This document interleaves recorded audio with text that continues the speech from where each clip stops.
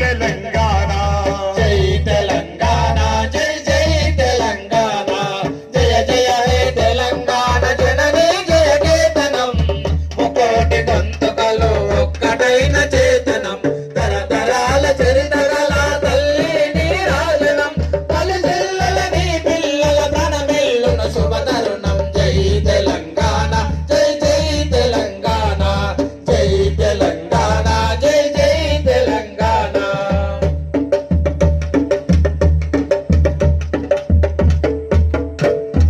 గోదావరి కృష్ణమ్మలు మన వీళ్ళకు మల్లాలే పచ్చని బాగానాలు పసిడి సిరులు పండాలే పసిడి సిరులు పండాలే పసిడి సిరులు పండాలే గోదావరి కృష్ణమ్మలు మన వీళ్ళకు మల్లాలే పచ్చని బాగానాలు పసిడి సిరులు పండాలే పసిడి సిరులు పండాలే పసిడి సిరులు పండాలే సుఖశాంతుల తెలంగాణ సుభిష్టంగా ఉండాలి చరాంతమై తెలంగాణ స్వర్ణయుగం కావాలి జై తెలంగాణ జై జై తెలంగాణ జై తెలంగాణ జై జై తెలంగాణ జయ జయ హే తెలంగాణ జననీ జయ కేతనం ముకోటి గొంతుకలు ఒక్కటైన చేతనం తరతరాల చరితగల తల్లి నీరాజనం పలు జిల్లల నీ పిల్లల ప్రణమిల్లును శుభతరుణం జై తెలంగాణ తెలంగాణ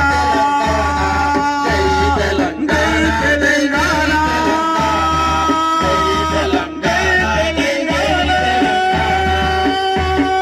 ఒక్కసారి అందరం మరొక్కసారి మనం అందరం కూడా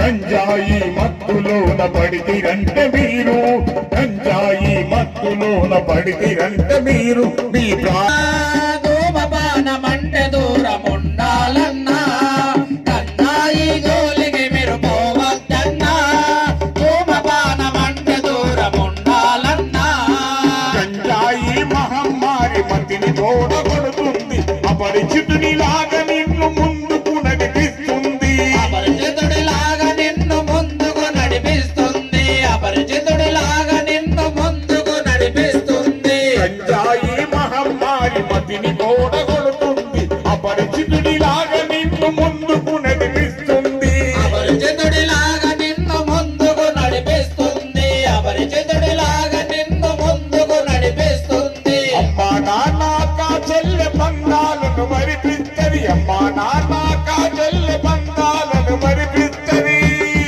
మతిసి మితము లేని వాడిగా నిన్ను మార్చది గంజాయి జోలికి మీరు పోవద్దన్నా ధూమపానమంటే దూరముండాలన్నా గంజాయి జోలికి మీరు పోవద్దన్నా ధూమపానమంటే దూరముండాలన్నా గంజాయి మత్తులోన పడితిరంటే మీరు గంజాయి మత్తులోన పడితిరంటే మీరు మీ ప్రాణాలకు గ్యారంటీ లేదు ఇక రాదు గంజాయి జోలికి మీరు పోవద్దన్నా ధూమపానమంటే దూరముండాలన్నా గంజాయి జోలికి మీరు పోవద్దన్నా ధూమపానమంటే దూరముండాలన్నా గంజాయి దమ్ము కొడితే మరణము నీ దరికి చేరు నిన్ను కన్నా తల్లిదండ్రికి దుఃఖాన్ని మిగులుతుంది కన్నా తల్లిదండ్రికి దుఃఖాన్ని మిగులుస్తుంది నిన్ను కన్నా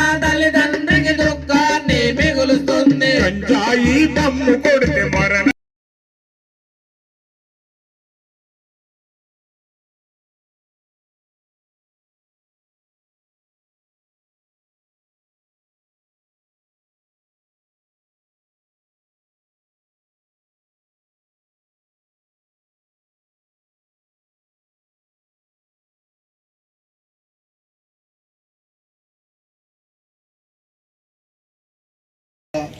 ఏ విధంగా చెప్తే ప్రజలకు అర్థమవుతుంది, ప్రజలకు మదిల్లో గుర్తుంటుందని చెప్పేసి ఒక ఆలోచన ప్రకారం ఈరోజు ఈ యొక్క కార్యక్రమాన్ని చేస్తూ ఉన్నాము.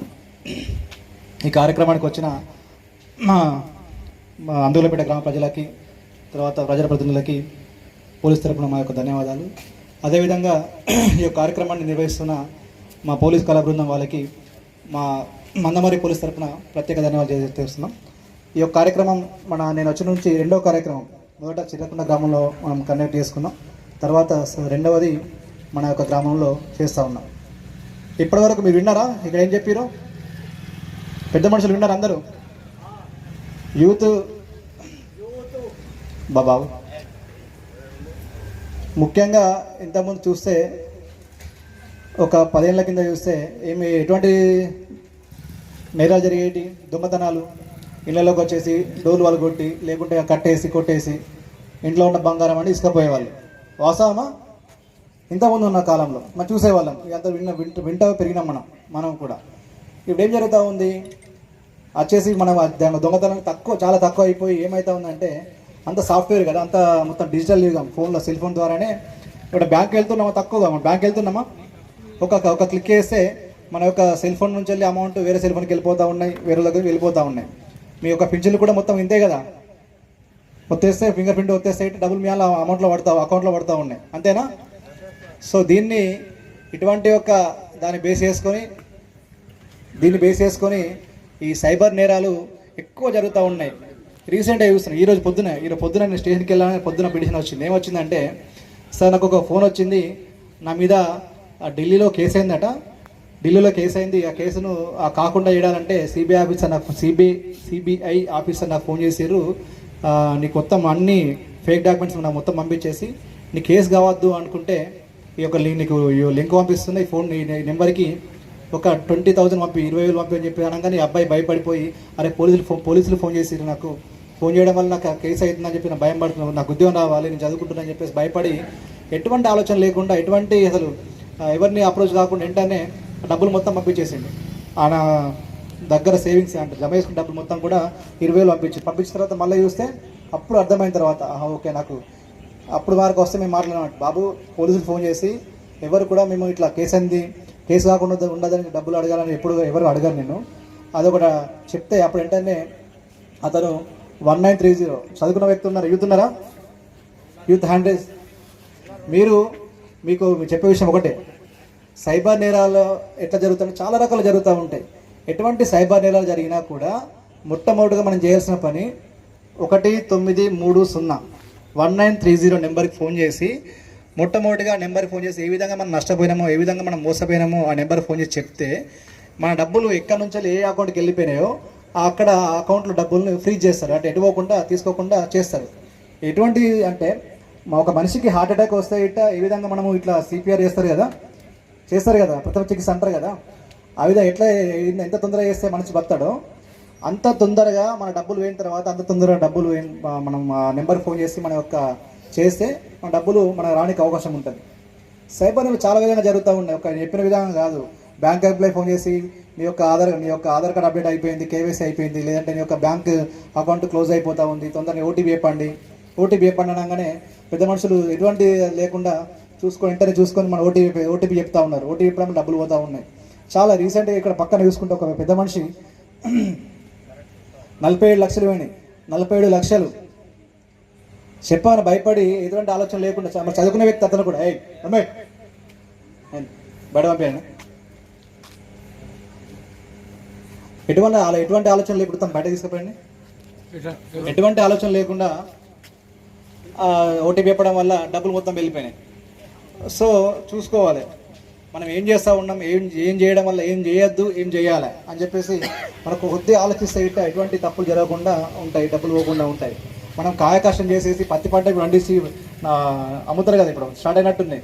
ఎఫ్సీఐ కొనుగోలు స్టార్ట్ అయినట్టున్నాయి ఇప్పుడు నిన్న నుంచి, ఈరోజు నుంచి ప్రైవేట్ కొనుగోలు. డబ్బులు మనకు అంత అకౌంట్లో పడుతున్నాయి కదా. మనం 6 నెలలు కష్టపడితే ఎంతో కొంత డబ్బులు వచ్చి మన అకౌంట్లో పడితే మన చిన్న తప్పులు చేయడం వల్ల, ఓటీపీ ఇవ్వడం వల్ల, చేయడం వల్ల ఆ డబ్బులు పోతాం ఎంత కష్టం ఉంటుంది మీరు ఆలోచించుకోవాలి. అదొకటి.